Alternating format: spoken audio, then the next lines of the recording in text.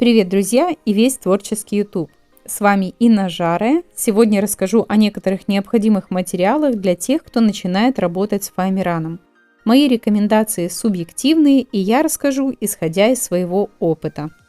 Итак, начну с иранского фоамирана, с которого началась вся моя фоамирановая деятельность. Обычный иранский фоамиран идет в листах 60 на 70 сантиметров. Некоторые магазины делают нарезку на половину или на четверть листа.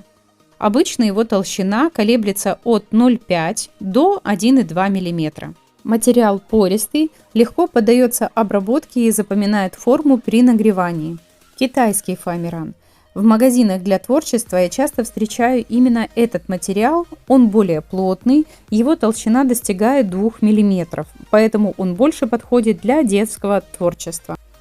Зефирный фоамиран.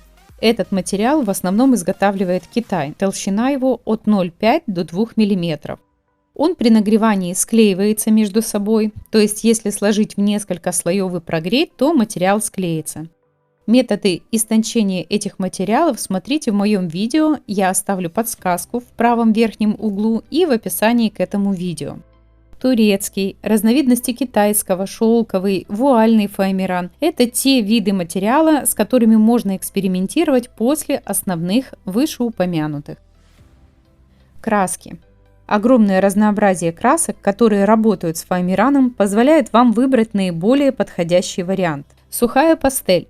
Во многих творческих магазинах она имеется в наличии, ее наносят с помощью влажной салфетки. Плюсы – доступно, минусы – имеет пыльный эффект и выгорает на солнце. Масляная пастель. Ее обязательно нужно брать с отметкой Soft, так как другие виды не подходят для тонирования фоамирана. Производители на рынке разные и, как правило, многие продаются в наборах. Этот вариант один из самых распространенных в использовании у начинающих флористов, и каких-то особых сложностей в окрашивании она не вызывает. Поэтому новичкам советую, но желательно брать набор от 48 штук, так как там есть необходимая палитра для тонирования как листьев, так и лепестков. Акриловые краски. С ними необходимо знать много нюансов. Нанося толстый слой, краска со временем будет растрескиваться и отслаиваться. Плюсы. Поскольку встречается во многих творческих магазинах, то она легко доступна. Также плюсом является то, что краску можно смешивать и тем самым достичь необходимого оттенка. Минусы. При незнании определенных моментов окрашивания они очень могут подвести. Масляная краска. Любимица опытных мастериц, которые знают, как с ней работать. Плюсы. Прекрасно растушевывается, мягко ложится на материал, можно смешивать, чтобы получить желаемый оттенок, легко передать градацию цвета. Минусы. Долго высыхает и стоимость. Это далеко не бюджетный вариант. Клей. Для фиксации деталей можно использовать клеевой пистолет. И если он не сильно нагревается, скорее всего, он и не будет течь. Но зная, что у многих клеевые пистолеты текут, и это усложняет работу с ним. Поэтому можно растапливать на утюге клеевой стержень и наносить клей зубочисткой на место фиксации. Секундный клей. Плюсы – то, что он быстро фиксирует. Минусы – в состав входит цианакрилат, который является аллергенным, токсичным и имеет сильный неприятный запах.